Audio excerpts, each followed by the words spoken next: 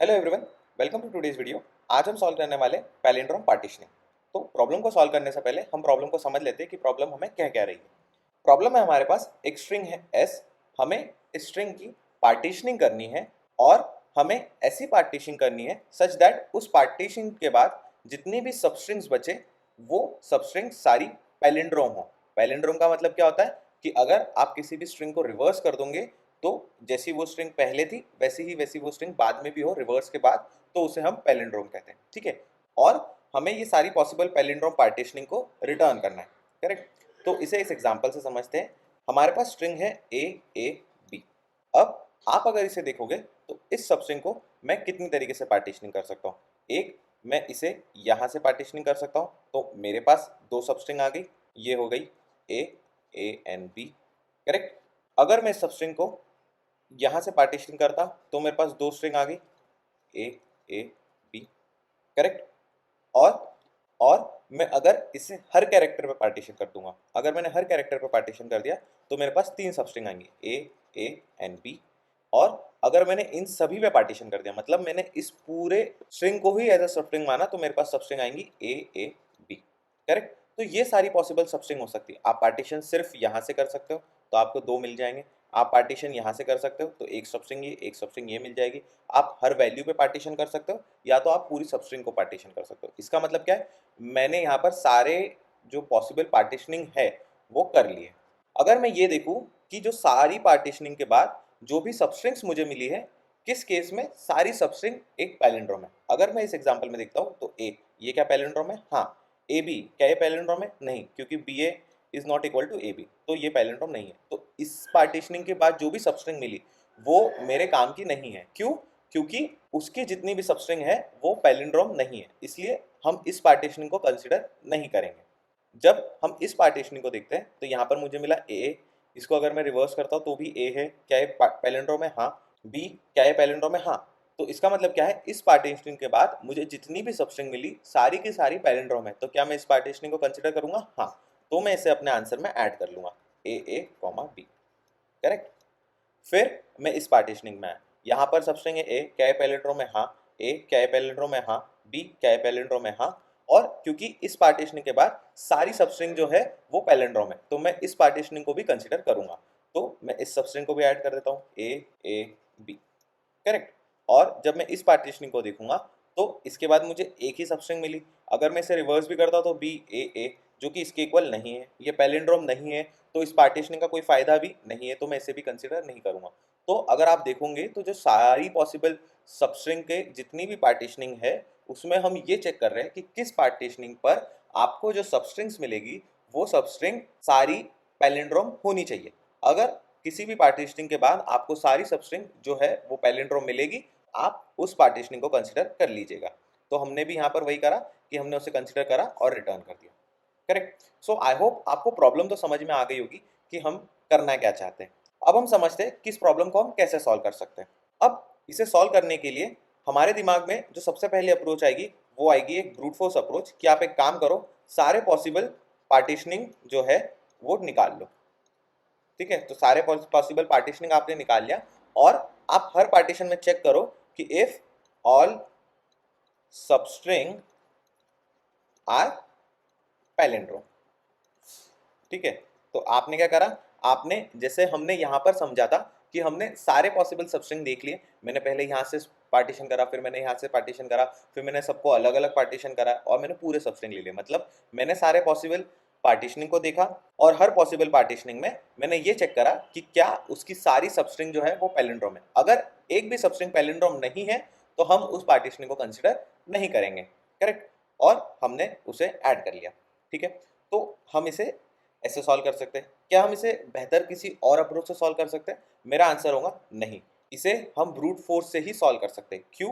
क्योंकि हमारे पास इसके अलावा कोई और ऑप्शन नहीं है, क्योंकि हमें सारी पॉसिबल सबस्ट्रिंग को एक बार चेक करना ही पड़ेगा कि क्या वो पैलिंड्रोम बना रही है नहीं बना रही है, और हमें सारी पार्टीशनिंग को देखना ही। और अगर आप इसे ऐसे देखोगे कि हम क्या कर रहे हैं, हम बार बार इस चीज को रिपीट कर रहे हैं कि हम पहले पार्टीशनिंग को इधर लगा रहे हैं फिर चेक कर रहे हैं, फिर इस पार्टीशनिंग को इधर लगा रहे हैं फिर चेक कर रहे हैं, फिर इधर लगा रहे हैं फिर चेक कर रहे हैं। मतलब हम काम को रिपीट कर रहे हैं। हम पार्टीशनिंग लगा रहे हैं फिर सबस्ट्रिंग चेक कर रहे हैं, फिर हम पार्टीशनिंग लगा रहे हैं फिर हम सबस्ट्रिंग चेक कर रहे हैं, मतलब यहाँ पर क्या हो रहा है, रिपीटेशन हो रहा है। जब भी आप देखो कि रिपीटेशन आ रहा है किसी भी प्रॉब्लम को सॉल्व करने में, तो आप ये समझ सकते हो कि यार रिकर्जन बन सकता है। करेक्ट, हम इसे रिकर्जन से सॉल्व कर सकते हैं। तो अब हम इसे समझते हैं कि इसे सॉल्व कैसे करेंगे। यहाँ पर मेरे पास स्ट्रिंग है ए बी। करेक्ट, अब हमने सबसे पहली स्टेप क्या बोली थी कि हम सारी पॉसिबल पार्टीशनिंग कर देंगे। मैं इस ए के साथ सारी पॉसिबल पार्टीशनिंग को निकाल लूंगा। तो इस ए के साथ सारी पॉसिबल पार्टीशनिंग क्या हो सकती है, एक हो सकती है, मैं इसे यहाँ से कर दूं तो वो हो जाएगी ए, और मेरे पास दूसरा जो नंबर बचेगा वो बचेगा ए बी। करेक्ट, दूसरी हो जाएगी, वो हो जाएगी यहाँ से मैं ए मेरे पास रहेगा, दूसरी पार्टीशनिंग बचेंगी बी। ठीक है, तीसरा यहाँ से मैंने उसे करा तो यहाँ पर बचेगा ए बी, और तीसरी पार्टीशनिंग कुछ भी नहीं बचेंगी, एम्प्टी। ठीक है, मैं एम्प्टी को ऐसे डिनोट कर रहा हूँ, बट ये एम्प्टी स्ट्रिंग नहीं है, ये एम्प्टी है। करेक्ट, अब अगर आप देखोगे तो यहाँ पर तो हम एम्प्टी पे रीच कर चुके हैं। एम्प्टी पे रीच कर चुके हैं, इसका मतलब क्या है कि हमने सारी पॉसिबल सबस्ट्रिंग ढूंढ ली है। अब आप ये चेक करोगे कि क्या ये जो सबस्ट्रिंग है, क्या ये पैलिंड्रोम है। आपका आंसर आएगा कि ये पैलिंड्रोम नहीं है। तो इसका मतलब क्या है कि इस पार्टीशनिंग का कोई भी यूज नहीं है, तो मैं इस पार्टीशनिंग को कैंसिल कर दूंगा, इस पार्टीशनिंग की तरफ मैं देखूंगा भी नहीं। फिर हम इधर आते हैं, इधर हम देखेंगे कि हमारे पास ए बचा है और ए बी बचा है। करेक्ट, ए जो है, ए जो हमने करंटली पार्टीशन करा, क्या वो सबस्ट्रिंग पैलिंड्रोम है? हम बोलेंगे हाँ ये पैलिंड्रोम है, तो हम आगे मूव करेंगे। यहाँ पर ए बचा, ये भी पैलिंड्रोम है, तो भी हम आगे मूव करेंगे। करेक्ट, अब इस ए के बाद हमारे पास बचा है बी। इस बी के साथ हम एक ही चीज कर सकते हैं, इस बी के कितने सबस्ट्रिंग बनेंगे, इस बी के एक ही सबस्ट्रिंग बनेगा बी, और यहाँ पर बचेगा एम्प्टी। जैसे ही आप एम्प्टी पे रीच करें, आपको पता चल गया कि ये जो सबस्ट्रिंग है ये एम्प्टी हो चुकी है। इसका मतलब क्या है, आपने सारी पॉसिबल सबस्ट्रिंग ढूंढ ली है। जैसे ही आपने सारी पॉसिबल सबस्ट्रिंग ढूंढ ली है, आपको क्या मिला, बी। आप इस बी पे चेक करें कि क्या बी पैलिंड्रोम है। आपने बोला हाँ बी पैलिंड्रोम है। अगर बी पैलिंड्रोम है और आप बी पर तभी पहुंचे क्योंकि ए भी पैलिंड्रोम था, इसका मतलब क्या है, ये जो ए और बी है ये अपने आप में एक पैलिंड्रोम का सबस्ट्रिंग बना रहे हैं। तो हम इसे हमारे आंसर में ऐड कर लेंगे ए कॉमा बी। तो हमारे पास एक आंसर तो आ गया ए कॉमा बी। अब हमारे पास बचा ये ए बी के साथ भी हम दो तरीके से इसे सबस्ट्रिंग कर सकते हैं। जैसा हमने यहाँ पर देखा कि हम एक यहाँ पर ऐड कर सकते हैं, एक यहाँ पर ऐड कर सकते हैं, या फिर हम तीनों में ऐड कर सकते हैं। तो ए बी में भी हम एक दोनों को यहाँ से स्प्लिट कर सकते हैं, या फिर पूरे ए बी को होल ले सकते हैं। तो यहाँ से दो चलेंगे कि यहाँ से हम या तो इसे ए ही ले सकते हैं, सिर्फ ए, और इसके पास बचेगा बी, या तो हम इस पूरे को ए बी ले लेंगे और इसके पास बचेगा एम्प्टी।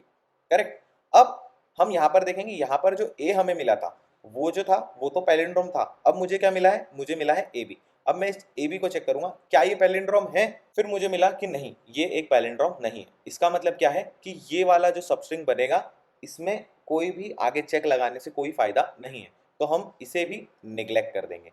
इसे निग्लेक्ट कर देंगे, इसका मतलब क्या है, इस ए के बाद जो बचा हुआ ऑप्शन है वो इसके साथ ही चलेगा।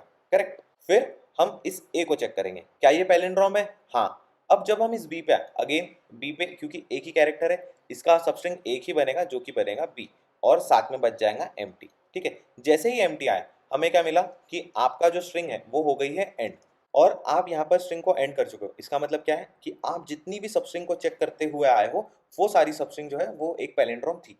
तो आप इस सारी सबस्ट्रिंग को ऐड कर सकते हो, आप इस सारी सबस्ट्रिंग को कंसीडर कर सकते हो कि वो पैलिंड्रोम बनाएंगी, जो कि थी हमारी ए और बी। इसका मतलब क्या है, ये जो दूसरा आंसर है ये भी हमारे पास आ गया ए और बी, ये भी पॉसिबल है। करेक्ट, अब इसके अलावा क्या कोई पॉसिबिलिटी बनती है, नहीं। हमने सारी पॉसिबिलिटी चेक करी और उसमें हमारे पास ये दो ही सॉल्यूशन है। हम क्या करेंगे, इन दोनों को एक रिजल्टेंट अरे में ऐड कर देंगे। तो हमारे पास एक रिजल्टेंट अरे है, उसमें हम ऐड कर देंगे इसे और इसे। जैसे ही ये आंसर हमें मिला हम इस रिजल्टेंट को रिटर्न कर देंगे। सो हम क्विकली इसे कोड कर लेते हैं ताकि आपको और बेहतर से समझ में आए कि हम इसे सॉल्व कैसे करने वाले हैं।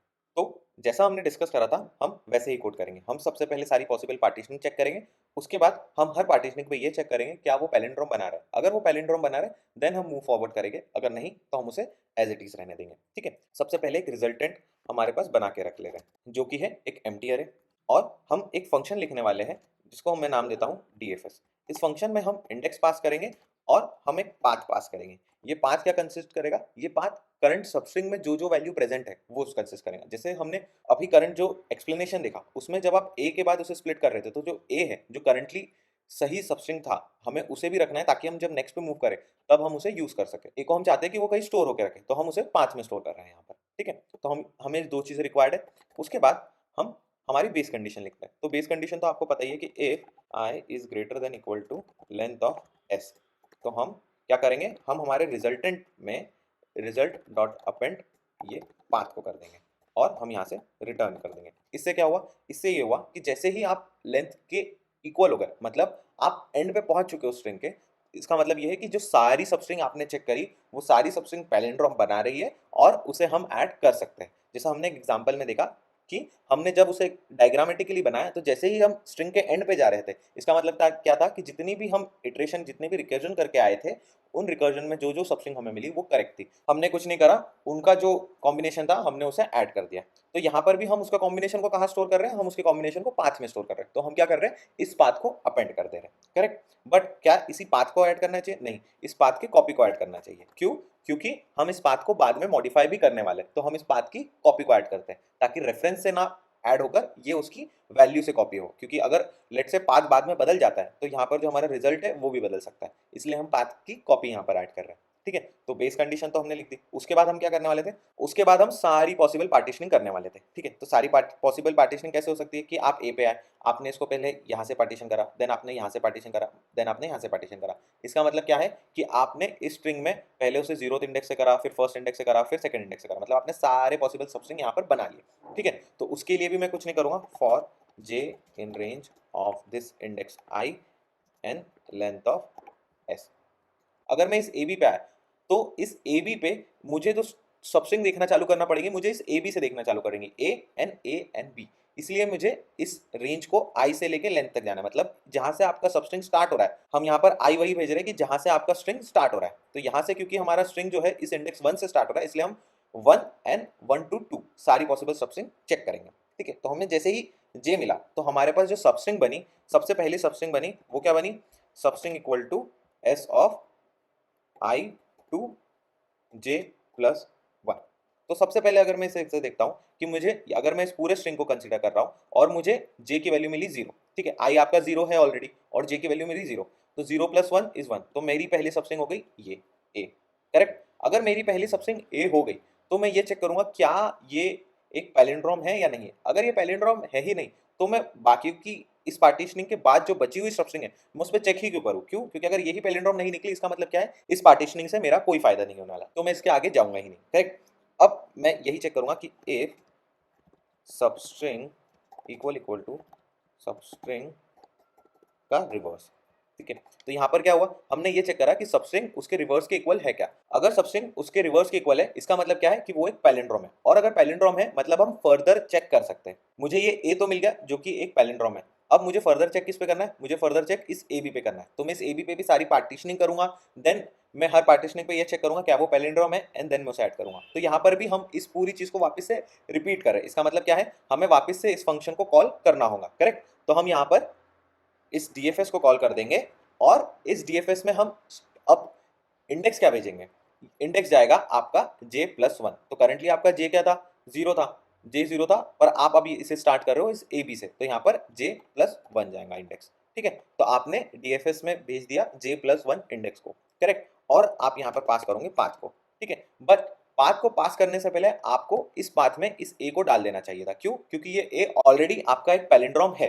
तो क्योंकि अगर ए आपका ऑलरेडी एक पैलिंड्रोम है तो उसे उस पाथ में होना चाहिए था। क्यों? क्योंकि जैसे ही आप हमारे बेस कंडीशन पे रीच कर जाओगे, मतलब आपने सारी पॉसिबिलिटीज चेक करी और हर एक जो सबस्ट्रिंग है वो पैलिंड्रोम है, तो हम उसको रिजल्ट में ऐड कर दे रहे हैं। तो हमें यहाँ पर पहले पाथ में पाथ डॉट अपेंड हम कर देंगे इस सबस्ट्रिंग, ठीक है। हमने उसे ऐड कर दिया और हमने कॉल कर दिया इस रिकर्सिव फंक्शन को, ठीक है। अब ये अपना काम कर लेगा, हमें इस पर पूरा भरोसा करना है, ठीक है। इसने अपना काम कर लिया और एंड में मुझे किसी तरीके से रिजल्टेंट मिल गया, ठीक है। एंड में अगर आप देखोगे तो यहाँ पर अभी क्या चला, अभी तो सिर्फ ए के लिए चला, रिजल्टेंट मिलके मुझे ए कॉमा बी तो मैंने ऐड कर दिया, ठीक है। उसके बाद मैं दूसरा ऑप्शन भी तो चाहता हूँ, मैं ये चाहता हूँ कि मैं ए बी पे चेक करूँ, करेक्ट। तो जब मैं ए बी पे चेक करूंगा तब मेरे पाथ में क्या प्रीवियसली जो ए मैंने डाला था वो प्रेजेंट होना चाहिए? नहीं होना चाहिए। तो हम यहाँ पर भी वही करेंगे कि हर सर्च के बाद हम पाथ को खाली कर देंगे। जैसे ही मैंने यहाँ पर पाथ को ऐड करा, मैंने पाथ को ऐड क्यों करा था, क्योंकि यहाँ पर पॉसिबिलिटी थी, तो मैंने इस पाथ को इसके लिए ऐड करा था।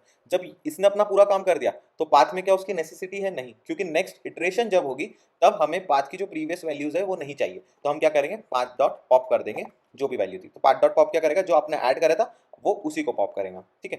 तो यहाँ से वो सारी पॉसिबिलिटी निकालेगा और अगर वो रिजल्टेंट के इक्वल हो जाती है तो वो उसे ऐड कर देगा, करेक्ट। तो हम इस फंक्शन डीएफएस पे पूरा भरोसा कर रहे हैं कि ये अपना काम कर देगा, ठीक है। बट इस फंक्शन के रिटर्न से हमें कुछ मिलेगा नहीं, क्यों, क्योंकि हम इस फंक्शन में कुछ नहीं रिटर्न कर रहे हैं, इस फंक्शन के थ्रू हम इस रिजल्टेंट को अपडेट कर रहे हैं, ठीक है। तो हमारा जो रिटर्न होना चाहिए वो तो ये रिजल्ट होना चाहिए, बट हमें इस फंक्शन को कॉल करना पड़ेगा ताकि हमारा जो रिजल्ट है वो अपडेट हो जाए।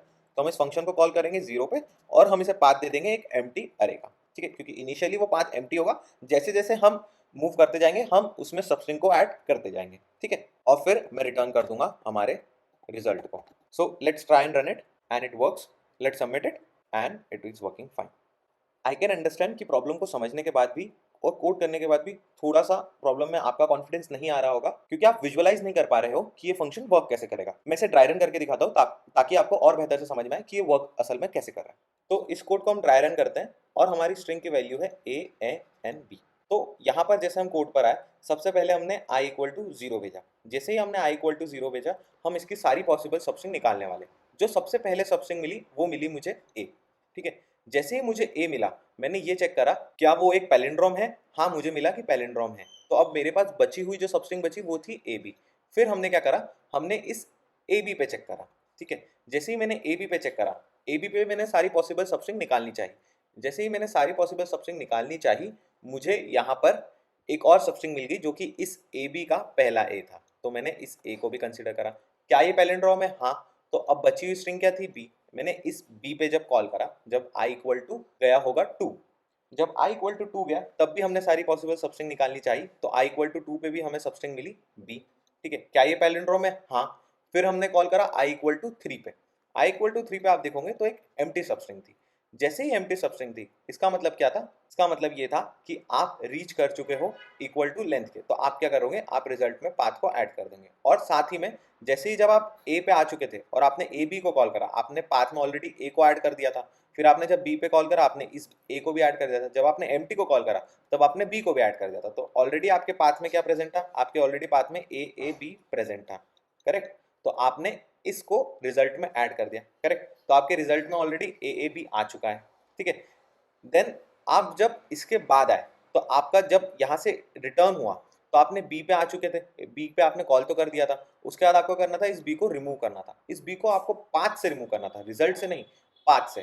क्यों रिमूव करना था, क्योंकि आपको दूसरे चेक भी करने हैं। दूसरे चेक करने के लिए आपको इस बी की जरूरत नहीं है, तो आप क्या करोगे, इस बी को पॉप कर दोगे। तो बी को पॉप कर दिया आपने यहाँ से। फिर आप आए ऊपर, क्या कोई पॉसिबिलिटी है, नहीं, बी की तो एक ही पॉसिबिलिटी थी, तो आप वापस ऊपर आए। जैसे आप वापस ऊपर आए, यहाँ पर आपको ए बी मिला। ए बी पे आपकी एक और पॉसिबिलिटी थी, क्योंकि जे जो है वो अभी 1 पे ही चला था, 2 पे भी चला जा सकता था। इसका मतलब क्या है कि आपको जो दूसरी सबस्ट्रिंग मिलती वो मिलती ए बी।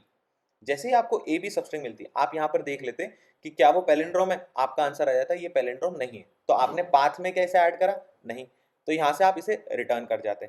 जैसे ही आप रिटर्न कर गए, आपके करंट पाथ में ए ही प्रेजेंट था, ठीक है।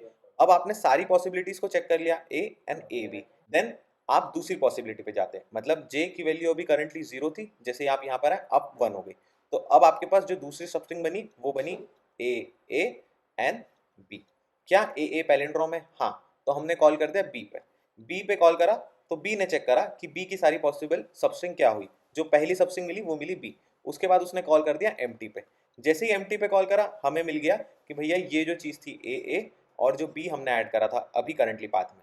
और ये हम क्यों कर पाए थे, क्योंकि हमने जो प्रीवियसली ए बी करा था उसको हम रिमूव करते गए। तो जैसे ही हम उसे रिमूव करते गए, हमने इस ए और बी को डाल दिया और हमने इसे भी रिजल्ट में ऐड कर दिया। तो हमारा ए कॉमा बी आ गया, ठीक है। ये रिजल्ट में आ गया। फिर हम एम टी पे मूव कर चुके थे, हम बी पे आए। बी पे हमने ये चेक करा क्या ये सारी पॉसिबल सबस्ट्रिंग बना सकता है, नहीं, क्योंकि आपका जो फॉर लूप है वो यहाँ पर एंड हो जाएगा, तो ये भी रिटर्न कर देगा 0। बी के अलावा क्या कोई और पॉसिबल सबस्ट्रिंग है, नहीं, तो हम उसे चेक नहीं करेंगे। देन ये वापस ऊपर आ गया। जैसे ही वापस ऊपर आया, जो तीसरा सबस्ट्रिंग बनी वो बनी ए एंड बी। जैसे ही ए बी बनी, और ये कहाँ से बन रही, ये इस फॉर लूप से बन रही। जैसे ही ए बी पर आए, हमने ये चेक करा क्या ये पैलिंड्रोम है, हमें आंसर मिल गया, नहीं, तो हमने क्या करा, हमने यहीं से इसे रिटर्न कर दिया। अगर आप यहीं से रिटर्न कर दिए तो क्या पाथ अपडेट हुआ? नहीं।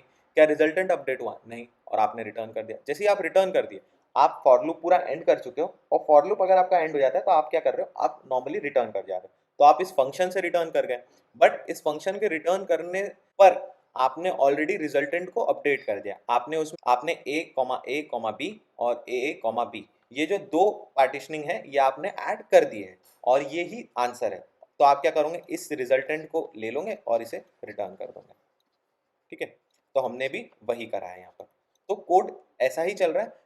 ये ड्राई रन हमने इसलिए करा ताकि आपको और अच्छे से समझ में आए कि हम इसे कैसे कर रहे हैं। सो अब इस सॉल्यूशन की अगर मैं टाइम कॉम्प्लेक्सिटी की बात करूं, तो क्योंकि मैं हर स्ट्रिंग पे सारी पॉसिबिलिटीज को चेक कर रहा हूं, इसका मतलब क्या है, मैं n पॉसिबिलिटीज को चेक कर रहा हूं। तो n पॉसिबिलिटीज को चेक करने के लिए जो टाइम कॉम्प्लेक्सिटी लगेगी वो लगेगी 2⁻n। और हर पॉसिबिलिटी पे मैं ये चेक कर रहा हूँ कि वो पैलिंड्रोम है या नहीं है या नहीं है। तो उसके लिए भी एक n इटरेशन लगेगा, जो कि यहाँ पर भी आप देख सकते हो कि मैं यहाँ पर सारी पॉसिबिलिटी तो चेक कर रहा हूँ, तो सारी पॉसिबिलिटी चेक कर रहा हूँ, ये n टाइम्स कर रहा हूँ, और n टाइम्स में इस DFS फंक्शन को कॉल कर रहा हूँ। तो n टाइम्स में इस DFS फंक्शन को कॉल कर रहा हूँ, इसलिए वो 2⁻n हुआ। बट मैं n टाइम इसे चेक भी कर रहा हूँ और n टाइम्स में पैलिंड्रोम को चेक कर रहा हूँ, इसलिए ये हो जाएगा 2⁻n इंटू n, क्योंकि मैं इसको n टाइम्स कॉल कर रहा हूँ। तो टाइम कॉम्प्लेक्सिटी हो जाएगी आपकी 2⁻n इंटू n।